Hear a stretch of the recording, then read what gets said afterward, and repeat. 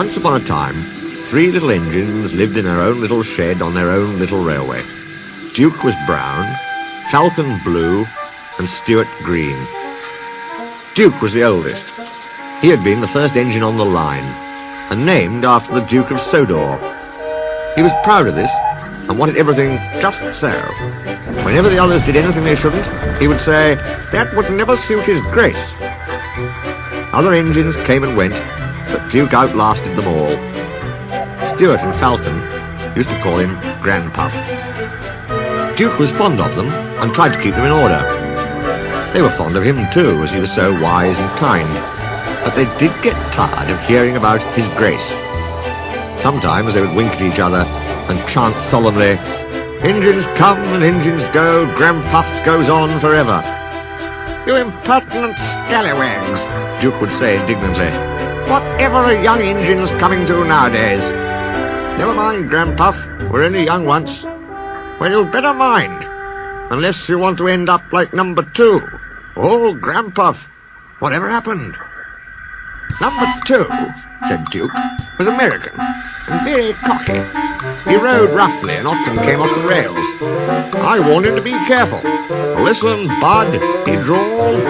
'In the States we don't care a dime for a few spills.' 'We do here,' I said. But he just laughed. But he didn't laugh when the manager took away his wheels and said he was going to make him useful at last." "Why? What did he do?"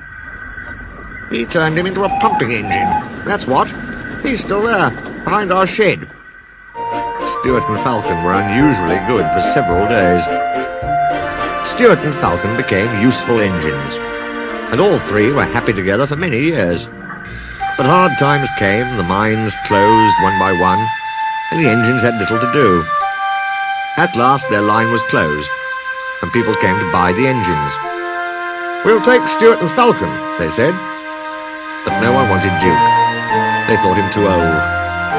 "Cheer up, GrandPuff," called Stuart as they went away. "We'll find a nice railway, and then you can come and keep us in order." They all laughed bravely, but not one of them thought it would ever come true. Duke's driver and fireman oiled and greased him. They sheeted him snugly and said goodbye.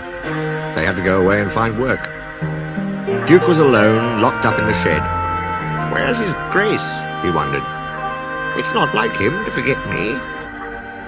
But his grace had been killed in the war, and the new Duke, a boy, hadn't heard of his little engine. "Oh well," said Duke to himself, "I'll go to sleep. It'll help to pass the time." Years passed. Winter torrents washed soil from the hills over the shed. Trees and bushes grew around. You wouldn't have known a shed was there, let alone a little engine asleep inside it. Have you guessed about Stuart and Falcon? Yes, you're right. They came to the Thin Controller's Railway. He gave them new coats and new names. Stuart became Peter Sam, and Falcon, Sir Handel. They prefer their new names. That was a long time ago, but they never forgot GrandPuff, and often talked about him when alone. They were excited to hear that the Duke was coming to Skarloey's and Renias's 100th birthday, but most disappointed with the Duke who actually came, for he was only a man. But we must say no more, or we'll spoil the next story.